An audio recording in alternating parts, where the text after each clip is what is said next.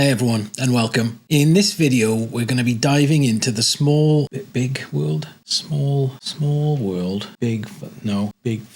We're going to be diving into the big world of small flies, specifically sub-size 20 down to size 24. So get ready, let's get macro.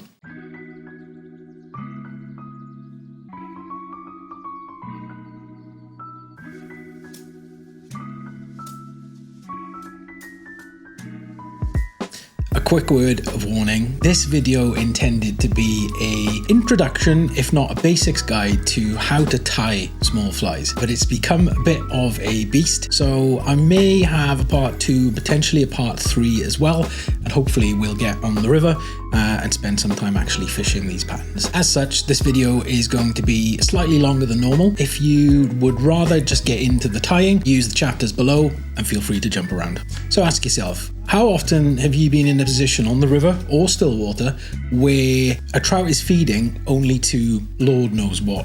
Now, I might be opening a slight can of worms with this video, but in those scenarios where either the dog days of summer or in other scenarios where trout might be locked into a specific hatch of flies, in these situations, fishing standard size, maybe 16 and larger patterns can be sometimes hit or miss. Having a few of these smaller patterns in your fly box can sometimes be the make or break of a day. On the flip side, tying smaller patterns can also aid your general fly tying, as we're often made to think about the materials we use, whether they're appropriate for those smaller sizes, and even down to the number of thread wraps that we use. So your general fly tying will become less bulky, you'll become more of an efficient tyer because you're using less materials, less thread wraps, and you're guaranteed to become a better, more proficient fly dresser. In this video then, we're going to cover 3 simple patterns, starting from a size 20 down to a size 24. These generic template style patterns then will be an everything and nothing pattern, perfect for when trout are feeding on something maybe you can't quite see, or they're locked onto maybe small midge, small batis, or small upwings. In future videos, we'll look to jump onto the river, actually fish these patterns, and of course, if you're interested in seeing those, then feel free to like and subscribe to the channel so that you're notified when I publish a new video. With the intro out of the way, let's get into the materials and a bit of background. Okay, so granted, small or tiny flies smaller than a size 20 can seem absolutely crazy. People often say to me, how am I supposed to see this thing? It's like tying a shoelace through an eye of a needle. However, trout see these small invertebrates day in, day out, and they're a major part of their food source. So just because you can't see the fly doesn't mean in any way, shape or form that the trout can't. They absolutely can. The number of tiny invertebrates in our rivers, streams and still waters is phenomenal. A quick kick sample with a fine mesh net usually proves this. My home waters, for example, boast a huge amount of small batis and midge, even microcaddis in the form of agepetis. In fact, you can bet your hard-earned that trout can not only see these small flies, but they'll feed and depend on these small bugs all year round. Now, if you've met me at a show, a fly tying evening, or even on the river, we will at some point have probably talked about small flies. Through the years, I've also become known as a bit of a small fly guy, when in actual fact, a lot of my own fishing is done with sizes 16 to 20. But there are times, more so in the summer months, that I do need to drop down in sizes. Either the fish are becoming a little spookier, or they're seeing a bit more footfall. In either case, having those smaller patterns in my fly box has become invaluable. Stealth is, of course, a major key factor, as is drift and presentation. However, in those scenarios where a trout is rising to something that you maybe can't see, when you've exhausted all of the standard patterns, it's always worth going down in size. Thanks to the tying geniuses then of Ed Engel, Andy Beard, David Southall, and a host of other small fly tying masters, I've studied what trout eat in my local river and how small fly patterns and the methods used to fish them most effectively can aid us when fishing gets tough. I'll list some great books and websites in the description below, so don't worry about making any notes throughout the video. It's nothing new, but as those of us who spend either a lot of or all of our spare time on the water will attest to, summers are becoming trickier. Waters are generally warmer, lower, and the fish are a lot more spookier. While having a few of these smaller patterns in your box is fine, remember, presentation, drift, stealth are critical key factors. Having a fly skating crazily across the surface will have little, if not zero, impact when targeting rising fish. However, if your presentation and drift are spot on, it's likely that these smaller flies will help to elevate your game. So today we'll delve into a couple of the basics, both in terms of the fly patterns that I like to use, as well as some of the gear. As I mentioned earlier, we'll start with a few template style flies, meaning they impersonate everything and nothing. Lastly, and as I mentioned earlier, tying these smaller flies will have a big positive impact when it comes to tying your generally sized flies. Need 6 or 7 wraps to tie in maybe a material? Nope. 2 or 3 will do. Need a pristinely hackled, nice looking dry fly? Nope, generally less is more. The skills you'll learn from tying smaller flies will, I guarantee it, make you a more proficient fly dresser. As a final tip, watch those thread wraps. While crowding the eye on a size 12 fly might not have a major impact when tying the fly on, it absolutely will when you're tying a size 24 or 26 midge. So with the background out of the way, let's take a look at some of the materials we'll need, as well as some of the fishing equipment. Firstly then, the hooks. Now, there are so many quality hooks on the market these days, even going down to those smaller sizes. I'm not going to list them all here, but the most important part of choosing a small hook isn't just its size, but also the hook's wire gauge. Specifically, we need to ensure the hook is appropriate for A, the pattern we're trying to tie, and B, the size of the fish we're trying to fool. Having a fine wire hook is great, but if it's too fine to the degree that it may straighten under the pressure of a bigger fish, well, fish welfare should always come first. In this video, I'll be using Fuller Mill's Ultimate Dry and Tactical Midge models, both of which are perfect for this style of tying and give me a solid platform in hooking and fighting fish. Next, threads. As mentioned, the thread we use is a critical factor. Too thick a thread will impede our tying from the very first wrap. And on this, think about the number of thread wraps that you actually use. If you can catch in a material with just 2 or 3 wraps, it'll make things much easier and make things look much more realistic as you get further into the pattern. You can also apply this thinking to your general tying of larger patterns. All my tying sees me use generally 18/0 GSP style threads. However, when it comes to really small or size 24 patterns and down, I opt for a 24/0 thread. They're super strong, super thin, and result in very little buildup, perfect for when tying flies right down to 32, should you feel the need and be able to source hooks that small. In terms of materials, and much like the hooks and thread that we use, the materials need to be appropriate for the patterns we're tying. Sounds kind of obvious, right? However, I do see a lot of small fly patterns out there that sometimes utilize either too much material or sometimes even the wrong material. Sometimes these wrong materials are better suited for larger flies, such as size 16 or above. Finding alternative materials for our small flies is key, and using smaller amounts can give your smaller flies a more realistic profile. Usually, it's simply a case of decreasing the amount of material, dubbing, or using smaller hackles, for example. In this video, I'll be keeping things simple by using Fuller Mill's Tactical Dry Fly Dub, the Eco Warrior Dub, and small midge graded hackles from Whiting Farms. With the tying equipment out of the way, we also need to discuss some important factors regarding the gear that we use when fishing these smaller patterns. The fact that we're using smaller hooks generally means that we need to use a thinner tippet, right? This not only makes tying the fly on easier, but of course it enables the pattern to drift a little bit more naturally. Conversely though, thinner tippets will require a rod that can adequately protect them. So your stiff, super fast action rods won't protect those finer tippets as well as a mid or through action rod will. A softer rod will always be able to cushion thinner tippets more effectively, and advise that you leave those cast-in pokers at home.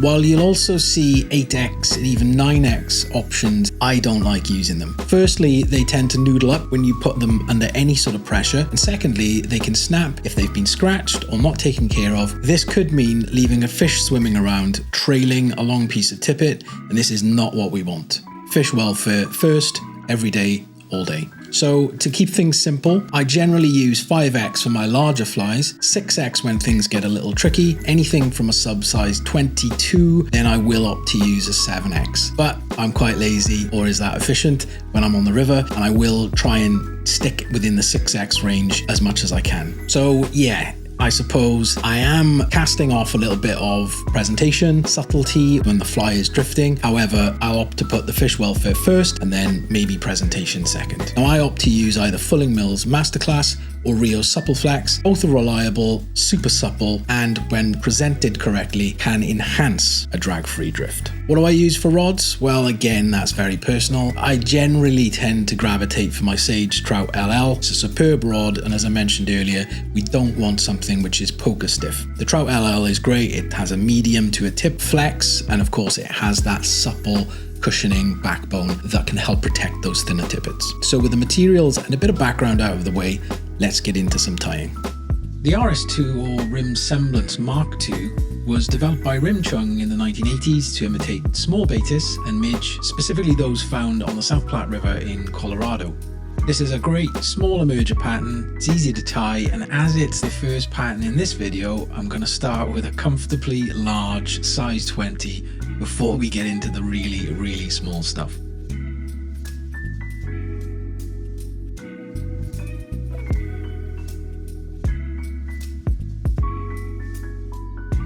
So firstly, I will mount my hook in the vise. You can see I've gone on with my 24/0 thread. I'm snipping the tag and then we'll wind down to the bend of the hook. Next, I take 2 micro Fibbets. You can see I'm sliding these under the thread and on top of the hook shank before drawing through the thread the size that I need, usually about the size of the body. Then I'm going to take my thread and take it all the way up to the thorax area. Then I'm going to snip off the butt ends of the micro Fibbets, wind back down and then enter my dubbing. Now with the dubbing tied in, you can see I'm twisting the dubbing noodle as much as possible. I'm trying to get as tight a body as possible for this. Then I'm returning that dubbing to the thorax area where I'm starting to build that taper. Next, I'm tying in my poly-yarn material. For this specifically, it's 1/4 of 1 strand. And for the last component of this fly, again, second dubbing noodle, this time using the Eco Warrior dubbing, and I'll just tie from the eye back to the back of the thorax and then forward to behind the eye for that nice spiky thorax. And then finally, we'll whip finish. We'll snip the tag end and then we'll eventually snip the wing buds to size. And this can be done easily by drawing our wing forward and snipping right at the front of the eye.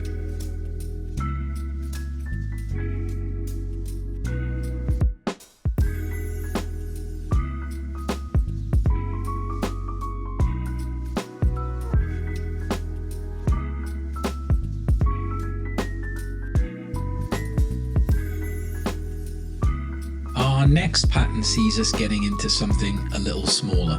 Crippled or stillborn emergers are the perfect prey item. They're quite common to see during a hatch and they don't offer much in the way of a fight, so these are the perfect morsels for a feeding trout. This pattern continues to keep things simple with only a few ingredients. This time I'm opting for a size 24 hook, but as before, I'm looking for a nice slim profile thanks to that super fine style tactical dry dubbing. The idea of a semi-emerged wing by using a tiny amount of the poly yarn and a nice hackle thanks to a mid-grade Whiting Farms rooster hackle. Note the hackle is clipped on the underside to ensure the pattern sits correctly every time it lands. Lastly, you'll notice I tied this pattern on a curved hook, and in comparison the body might be a little short. In this pattern I want to ensure the hook pulls the tails and the body into the surface film to mimic the natural as closely as possible.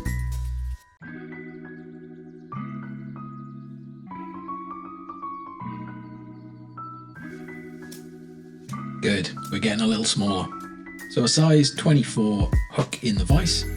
This time I'm going on again with my 24/0 thread, cutting the tag and then taking the thread down towards the curve of the hook. Like before, I will enter my Coq de Leon fibres under the thread, position on top of the shank, and then draw through to size accordingly. This time, again, about the same size as the body.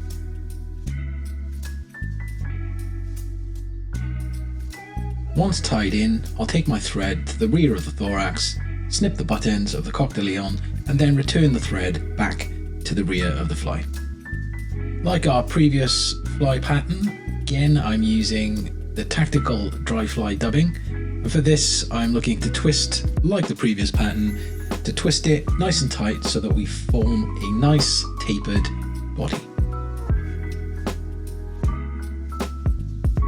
With the body complete, I'm just going to park the thread behind the eye of the vise and then enter in my poly yarn material. Again, this is a small subsection of one strand, about a quarter if not less. With that tied in, I'll park my thread at the rear of the thorax and then go in with my mid-grade hackle. Once secured, simply snip the tag end of the stem. Okay, so we're ready to hackle and almost finish the fly. So for this, we're going to do a simple either 3 or 4 at a max turns of our hackle and then tie in, parking the thread behind the eye, ready to whip finish.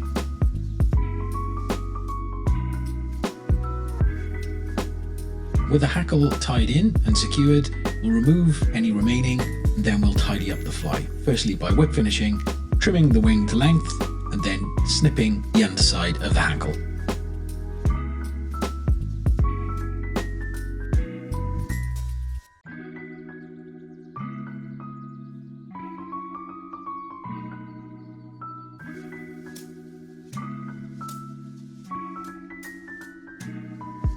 For our final pattern, you can't get much better than a parachute style fly. While the previous 2 patterns are generally better suited to slower glacier glides, whenever we encounter a scenario with either a little turbulence or maybe a large amount of white flecks, we'll need a pattern that will really stand out. Thankfully then, parachute style patterns allow us to utilize highly visible materials while still looking perfect from below. In this final pattern, I tie a parachute emerger, again in a size 24. The body and thorax are exactly the same as the RS2, but with added bling in the form of a crystal flash shuck. Lastly, unlike our crippled emerger pattern, I'm using a mid-grade Whiting Farms hackle, but with the added benefit of Fulling Mill's superb fluorescent orange Parapost yarn. This pattern is visible at quite a distance, amazingly so considering its size, and has been my go-to pattern for a considerable number of years whenever I find myself targeting slightly spookier fish in more broken water.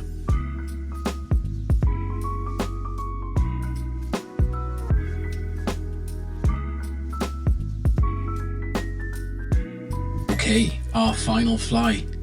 This time then the parachute emerger. So as before, I've gone on with my 24 aught thread, and this time I'm gonna lay a base, and much like the clink hammer video that I've tied previously, I'm going to park the thread in the middle of the thorax. Next, I'm going to take some of my Parapost yarn. Now for this size, again, remember this is a micro pattern. So whereas I would usually on a size 16 or size 12 use maybe 1 strand from the Parapost pack, I'm actually using probably about 1/8 of the width of that to tie this post. So when ready, I'm going to secure it, and then I'm going to tie up the post, back down, and then form a good solid base so that post doesn't rock forward or side to side. Once we've secured our wing post, we're then going to tie in our hackle.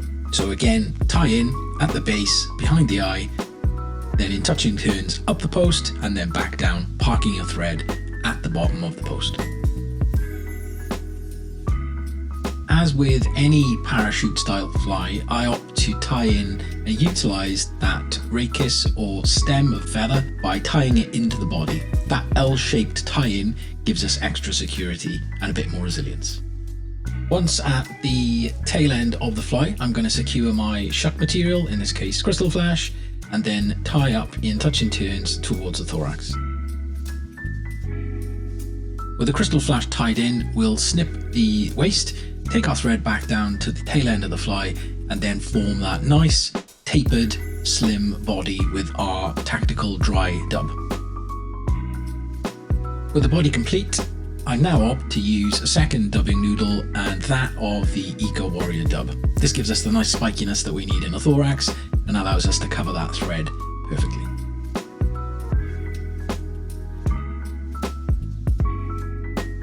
Lastly, we'll whip finish behind the eye, completing the body and the thorax. Then we'll snip the thread and maybe give our thorax area a bit of a haircut if it's a little bit too spiky.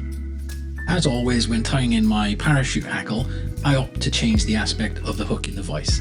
When ready, I'll enter my 24/0 thread onto the top of the parapost and then wind down in touching turns to the base.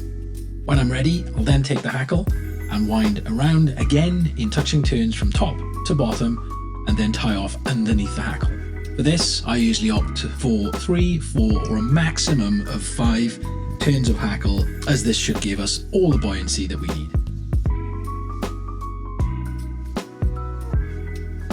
Once tied off, we'll whip finish, trim the tag end, and then reposition our hook in the vise.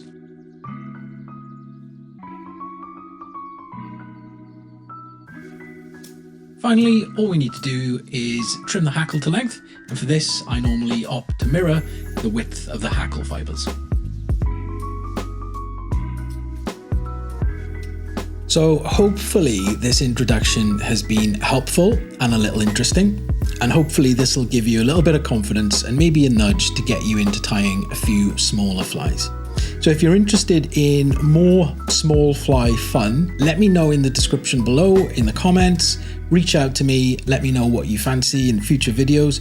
And as I mentioned, plans are for a part 2 and a part 3, with one of those at least actually on the river. Again, there's such a wide range of books and background reading material, but again, I'll post more information in the description below. Lastly, and as always, if you've enjoyed this video, please feel free to give it a like, as that helps get the video out there to the rest of the YouTube network. And of course, feel free to subscribe to the channel. That way you'll be notified each time I create a new video. So with that said, thanks for watching. Again, long live Midge, keep things simple, and I'll see you next time.